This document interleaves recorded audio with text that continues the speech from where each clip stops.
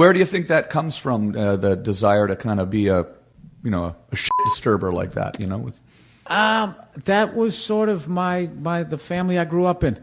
I remember describing it one time to a therapist, and he sort of described it like Lord of the Flies, because I had like I had 4 brothers and a sister, and there was a pecking order. Like, my dad sort of f***ed with all of us, right? My older brother, messed with me on down. Then I messed with, everybody beneath me, and it literally went all the way down to the dog, and like everybody with the dog, and we had this little West Highland Terrier, and we turned it into like an attack dog.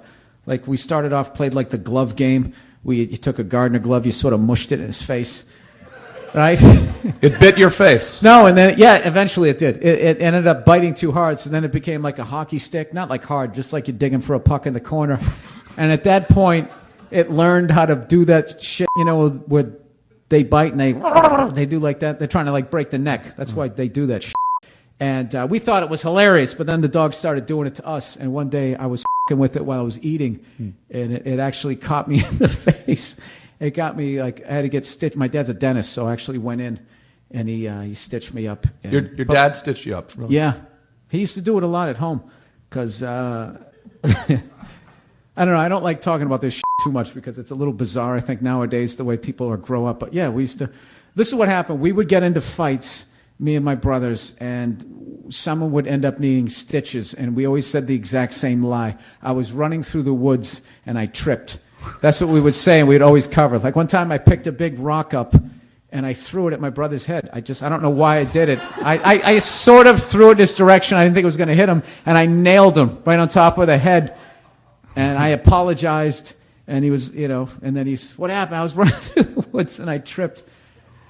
There was a lot of that. There was no internet. There was no fucking things. There was nothing to do. My brother, I saw one time, he jumped out of a tree, and there was this stick that was pointed up in the air, and he landed on it, and for half a second was like impaled on it, and he looked so ridiculous. We were laughing our asses off, including him. He was laughing because he felt stupid. But then when he landed, he lifted his shirt up. He was bleeding. And then, of course, once you saw blood, you were freaking out. So then we would go in, and my dad would be like, "Oh, for Christ's sake, I don't need this shit." And he'd take you upstairs. You go in the bathroom, and then, like, whoever was the oldest had to, like, assist was basically what happened. I remember I got over being queasy with head injuries, but when my brother... with his chest, there was a little bit of tissue, not to gross you out, but I almost passed out. It was fucking nasty. I didn't realize dentists were so surgically... No, my dad's hardcore. He was actually, he just does dentistry when he's like, that's like whittling to him. No, he used to work on babies with cleft palates. That was the funny thing about my dad. So by the time he got home, his patience, it was over. So, I mean, he was like sort of... Mike Ditka meets like a bookworm, because he was like a really smart guy, but he definitely had a level of intensity that you didn't mess with. He's a great guy. Got to throw that in. I always get nervous, because when you talk about this shit, either people come up and like, "Dude, that's hilarious. My dad was just like it," or you get these people like, "Oh my God, he felt like a monster." He's like, "No, he's a shit." Took us to church every week, made Sunday breakfast, taught me how to drive when I was like 12. Back when malls weren't open on Sunday, and we'd go down there. He taught me on a stick. Yeah, we're about the same age. I wanted to ask you what your 53. Yeah. Yeah. Well, don't 42. Tell yeah. 42. I just turned 39, and I was going to ask you what your favorite thing was about growing up in the 70s.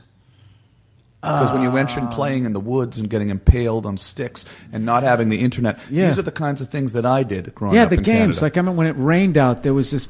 We lived on a busy street, and there was this area that this big puddle would grow up, would just sort of build.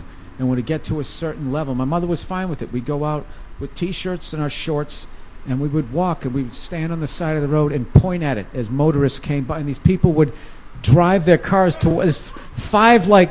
basically toddlers to like a 9-year-old. Like, God knows if it's too deep, it might make you drive over. They didn't give a fuck. It was the 70s, and they would just drive into it, and all this dirty puddle water would wash over us, and my mother would fucking hose us down, outside, dry us off, and then we'd have dinner. That's one thing I actually, looking back, was great about the 70s was I was allowed to have a childhood. I was allowed, like, all this shit wasn't, I mean, occasionally someone would get a dirty magazine and it would be like this unreal thing. But like when I was a kid, thought, right up until like the age of like 10 or 11, I thought like where I put it in, I thought it was right in front on a female. I thought it was literally front. It didn't make any sense that where it is. I mean, it makes sense now, but just I had no idea. But now, if I knew what to click as a 3-year-old, I could just hit images. Yeah. And see it, right? The innocence is gone. Yeah, it is. Yeah. And now we're kind of told, I would think people are more told what they're supposed to do for fun now. Like you have to go out and be a little more creative back in the 70s, kind of invent things. And you could they just open the door and you could go outside and there was no worry of any sort of like anything was going to. That's what I remember. My mother would she worked the late shift and she would open the door and she would just send us outside and then would literally ring a dinner bell for us to come in, and we would just, we did all sorts of shit that she had, rode our bikes to McDonald's one time on the side of the highway. She had no idea. Like a fucking, like a 9 and a 7-year-old. And nobody stopped. People just kept going. Like there was really no, I don't know. I think it would be all of that. Oh